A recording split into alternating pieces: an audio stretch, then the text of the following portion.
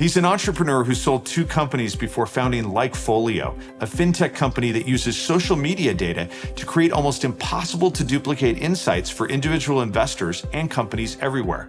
Andy Swan hails from Bourbon Country, Louisville, Kentucky, with his wife Sherry and their 2 kids. He also sat on my board of directors at my last company, Riskalyze, for many of its most formative years. But hey, those were great meetings. Let's find out about his worst meeting ever.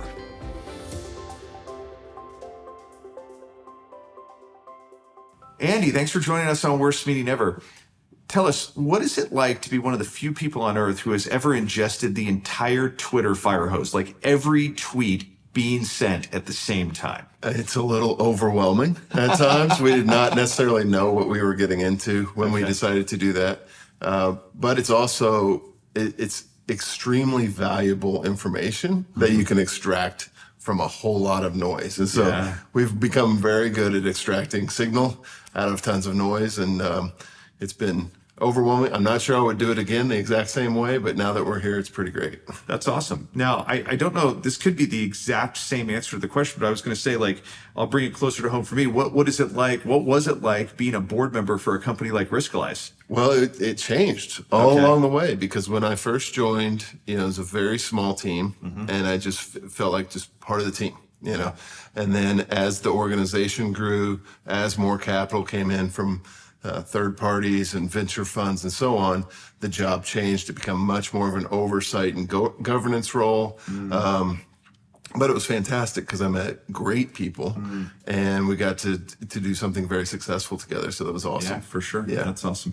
You and I have, we both have like very little appetite for bureaucracy. Yeah. So before we really get into it, like, you've got to retell the story of that big firm that bought your company, and then the head of facilities shows up at your office in Louisville one day. Yeah. So just to set the stage, we've got 5 employees at this point in a 1,200 square foot office. And this facilities manager from the company that acquired us, this big public company, calls and says, "Hey, I'm going to come to Louisville, check out your facilities, make sure everything's up." I was like, "We could probably do this on FaceTime, but that's fine.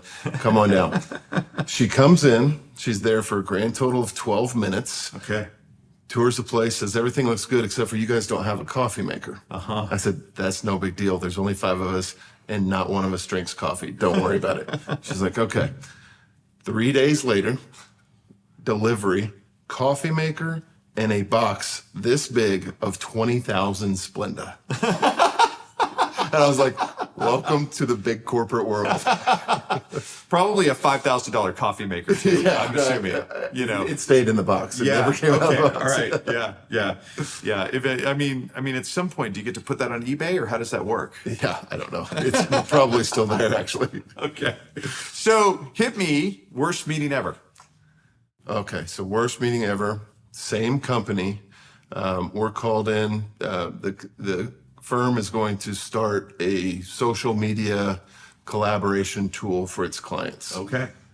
Big initiative. And so I get the invite list, and immediately I'm like, this is a lot of people to have in this meeting. And a lot of these people I know for a fact have no expertise at this. And so we went to New York, we go into the meeting, huge room, and the first 3 hours was brainstorming every feature that a social media network should have, profile picture, and putting them all on the board, all around the room.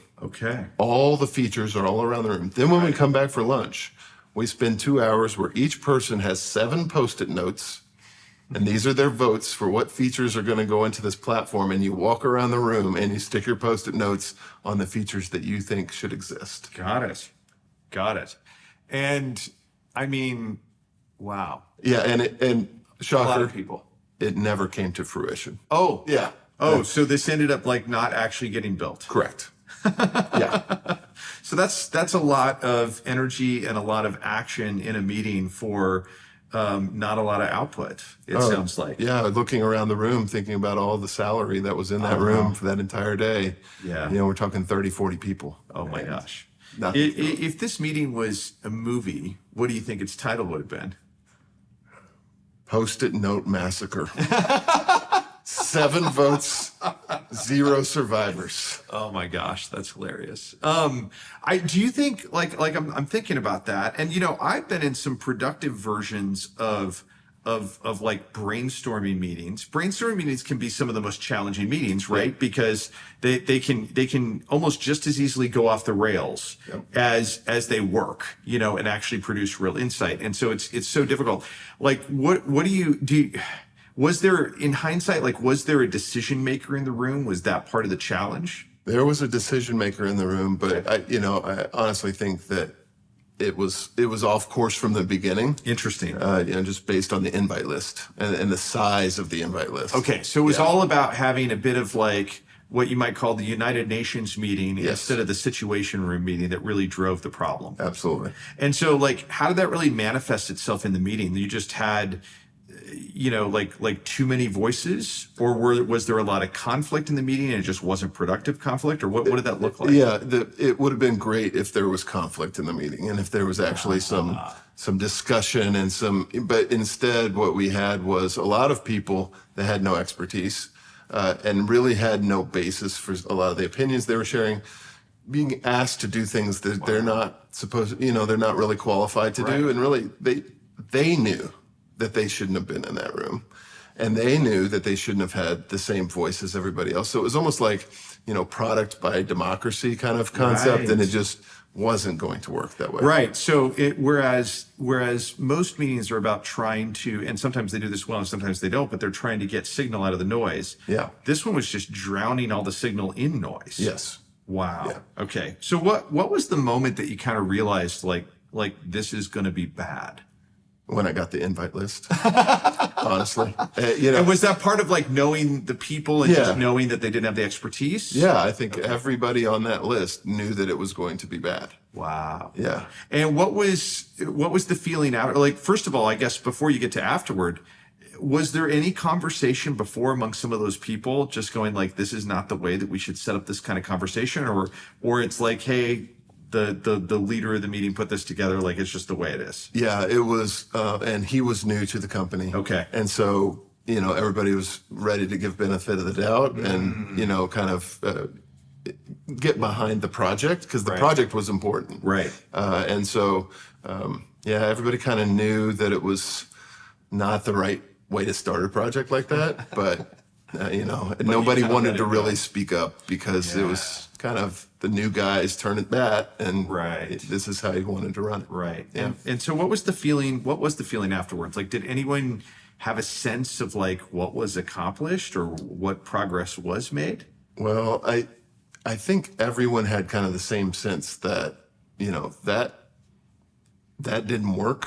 And that was just, like you said, that was just overwhelming amounts of noise. When you walked out of that room and you looked back at that wall, there was nothing. At the Post-it Note Massacre. At the Post-it Note Massacre, you knew that this was not a great start for this project. Interesting. Yeah. That's interesting. If you had a time machine, and you could just go back in time, was this meeting fixable at any point in time, or was it kind of doomed from the start? Well, I think and he was in a tough spot because he was new and given a huge project and didn't know everybody that was going to be invited. I think if he had done his due diligence, invited the right people with the right perspectives, had a great agenda where you're going to, here's the problem, here's how I think we could probably solve it. Let's debate some of the finer points of this from different points of view, and be prepared to do that. It could have gone a lot better. Could have gone a lot better with a much smaller invite list. Because I think if he'd have talked to everybody beforehand, he would have known who's going to be a contributor and who's not. Product development in particular is just such an interesting art in running meetings, I think. And I love how you just frame that. I've had some experience having to facilitate product development style meetings. And it is interesting when you say that, because that's kind of exactly how we've worked on our own product. I wrote 35 pages of kind of vision for this product.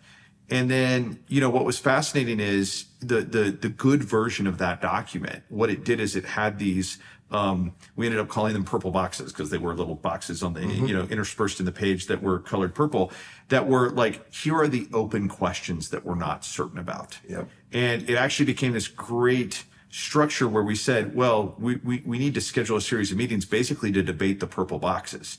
Like once we figured out the answers to those questions, but we didn't debate 35 pages. Right. We didn't sit in the room and put all 35 pages worth of stuff up on the wall. Exactly. You identified what the potential actual conversation What should the be. real conflicts were, that we needed to figure out. And so that's great. I'm just now like processing how many Post-it notes lives we saved. Yeah. That's crazy. So tell us about the best meeting you've ever been in. Well, I knew you were going to ask me that. I'm going to do a little prep for this. And I thought worst meetings ever. She's probably going to ask me best meetings. And most of the answers are meetings that didn't happen because the prep was so good that the solution was figured out without having to get everybody into the room. And that's such an Andy Swan answer to the question. It is. I know. But I've been... Because like if I were to ask you what's the best telephone call you've ever been on, you're like the one that was a text message. Yeah. Like let's spoil this down.